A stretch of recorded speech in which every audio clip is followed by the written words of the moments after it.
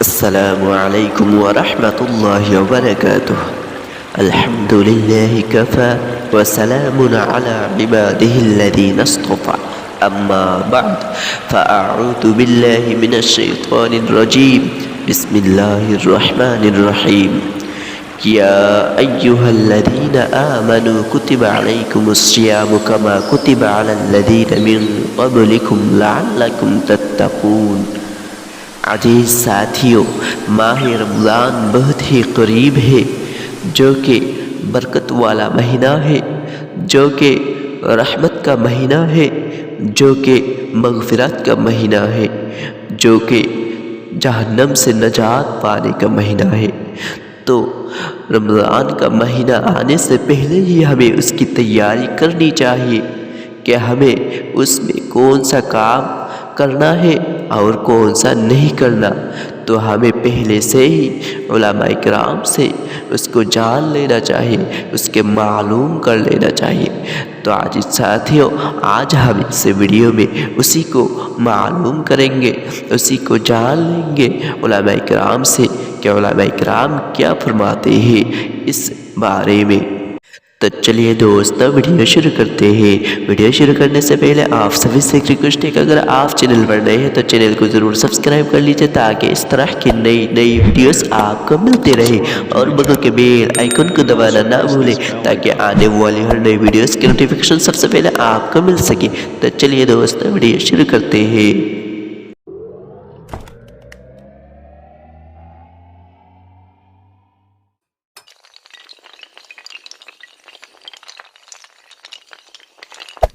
Hey there. Subscribe to my channel. And also press this bell icon.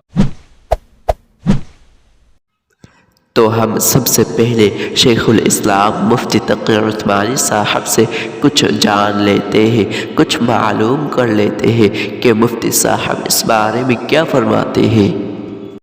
کہ یہ رمضان جیسا میں نے عرض کیا صرف روزہ رکھنے اور تراویح پڑھنے کی حد تک محدود نہ رہنا چاہیے، بلکہ پہلے سے آدمی دو کاموں کا اہتمام کرے تو انشاءاللہ یہ انسان کی زندگی میں بڑی خوشگوار تبدیلی لانے کا ذریعہ بن سکتا ہے.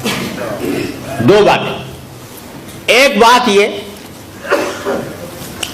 کہ اس رمضان کے مہینے میں اس بات کا تو پکا عزم کر لے انسان کہ اس پورے مہینے میں انشاءاللہ کوئی گناہ نہیں کروں گا.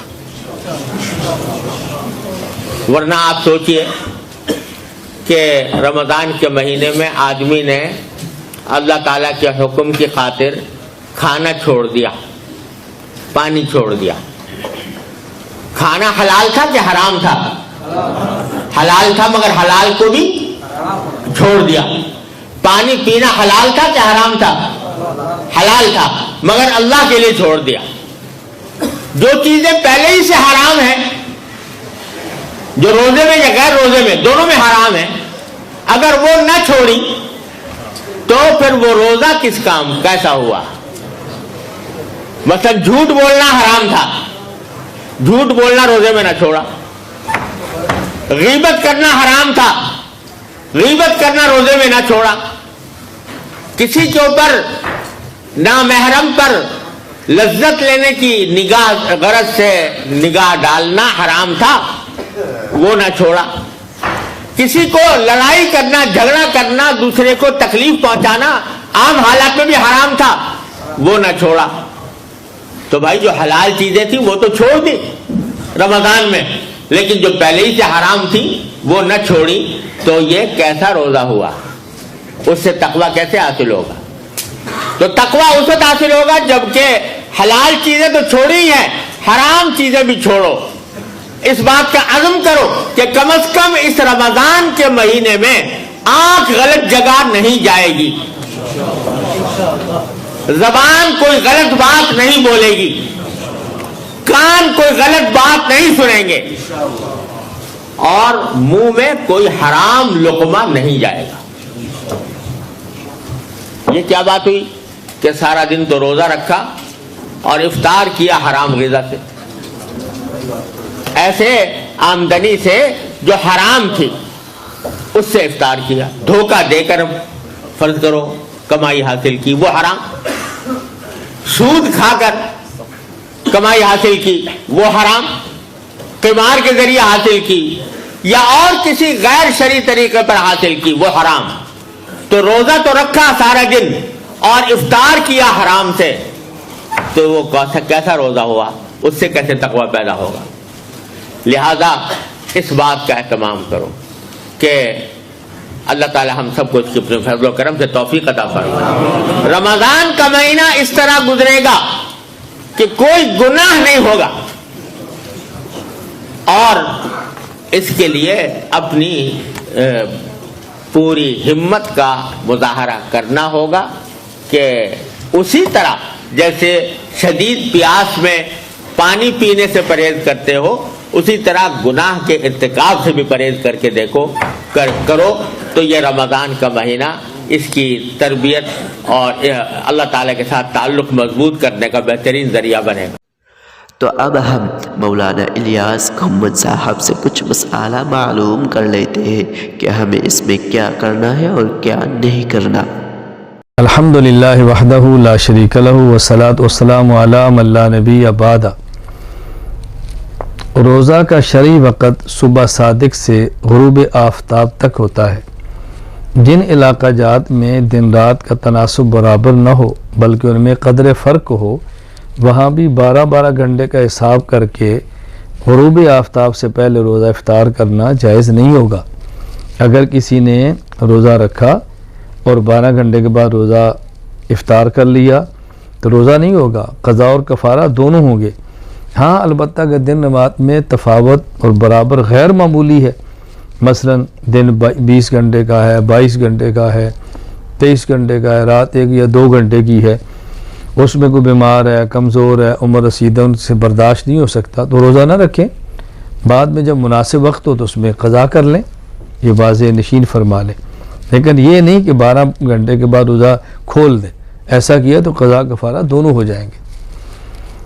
جن علاقوں کا دورانیہ بہت طویل ہے, بہت زیادہ, مثلا ایسے ممالک جہاں 6 ماہ کا دن ہے, 6 ماہ کی رات ہے, وہاں کے باشندے سحر اور افطار کے اوقات ایسے متعین کرے جیسے نمازوں کے اوقات کو متعین کرتے ہیں.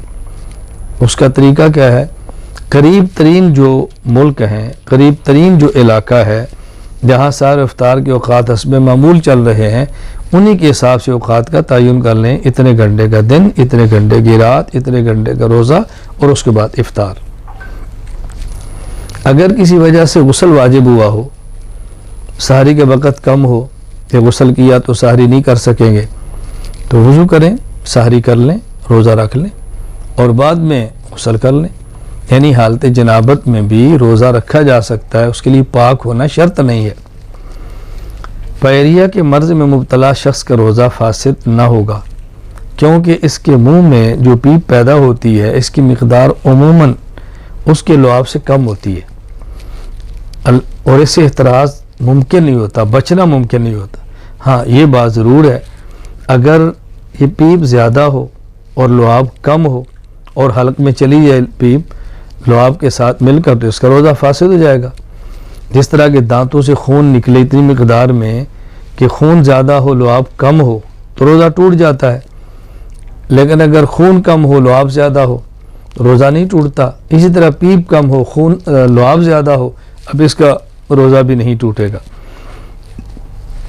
روزہ دار کے منہ میں اگر کچھ تھوڑے سے آنسو چلے جائیں, آنسو آنکھ سے گرے ہیں اور منہ میں آگے ہیں, تو اگر 1 یا 2 آنسو ہے, بہت قلیل ہے, اس سے روزہ نہیں ٹوٹے گا. لیکن اگر آنسو اس سے زیادہ ہیں اور اس نے ان کو حلق میں اتار لیا ہے تو اس سے اس کا روزہ ٹوٹ جائے گا.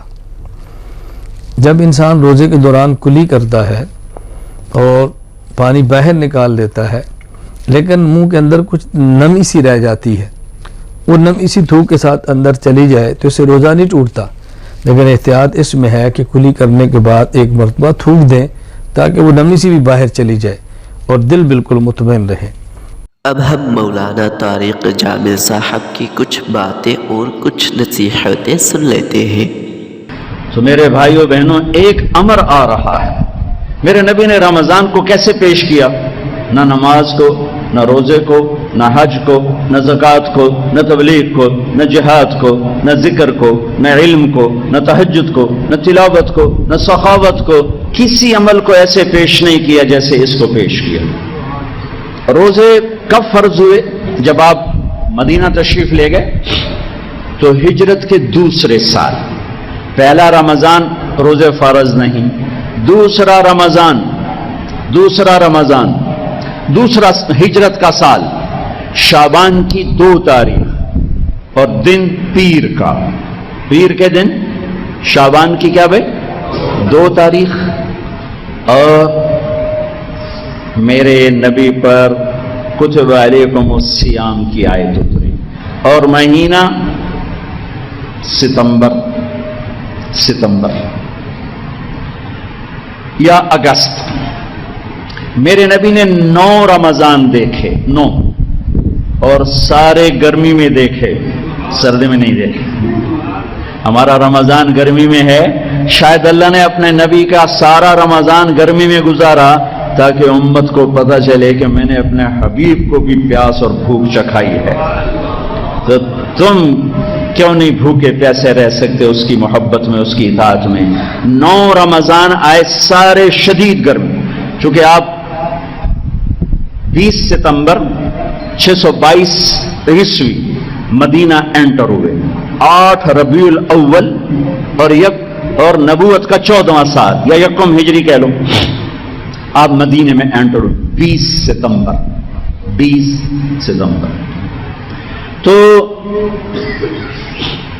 گرمی تھی شدید، وہ سال ستمبر تک روزہ نہیں آیا، اگلے سال ستمبر تک رمضان آ گیا، اور وہ یوں پیچھے جا رہا ہے، اگست میں جا رہا ہے، جولائی میں جا رہا ہے، جون میں جا رہا ہے، اور جون تک، اور جون میں آپ دنیا اللہ کے پاس چلے گئے۔ آخری رمضان آپ کا جولائی، کیونکہ آپ 7 جون کو دنیا سے تشریف لے گئے، تو اس سے جو پچھلا رمضان تھا وہ جولائی کے اینڈ میں ہوگا۔ تو میرے نبی کا سارا رمضان شدید گرمی میں ہے، شدید گرمی۔ اپنی امت کو تسلی دلا دی کہ میں بھی پسینے برداشت کر کے جا رہا ہوں، بھوک پیاس برداشت کر کے جا رہا ہوں۔ تو اب میرے نبی نے رمضان پیش کیسے کیا؟ آپ ممبر پر آئے اور کھڑے ہو گئے، ماذا یستقبلکم وماذا تستقبلون، وہ کون آ رہا ہے، تم کس کے آگے کھڑے ہو؟ تو صحابہ پریشان ہوئے، کون آ رہا ہے، کون آ رہا ہے؟ پھر آپ نے کہا ماذا یستقبلکم وماذا تستقبلون، کون آ رہا ہے، کس کے سامنے کھڑے ہو؟ پھر نے اجازت دیکھا بندہ ہی کوئی۔ پھر آپ نے کہا ماذا یستقبلکم، وہ کون آ رہا ہے، کس کے سامنے کھڑے ہو؟ تو عمر رضی اللہ عنہ کھڑے ہو گئے، یا رسول اللہ سن تو کوئی بھی نہیں نظر آ رہا، تو اوحی نزل، کیا کوئی وحی آ گئی؟ آپ نے کہا نہیں۔ عدو حضر، کوئی دشمن آ گیا جس نے آ کے اٹیک کرنے اور ہم تیاری کریں؟ اللہ نہیں۔ تو پھر کیا ہے؟ میرے نبی نے فرمایا رمضان آ رہا، وہ آ رہا ہے کون، وہ آ رہا ہے کون، وہ آ رہا ہے کون، رمضان آ رہا ہے۔ ایسے اللہ کے نبی نے کسی عمل کو نہیں پیش کیا جیسے آپ نے رمضان المبارک کو پیش کیا۔ تو دوستو امید ہے کہ یہ ویڈیو آپ کو اچھی لگی ہوگی۔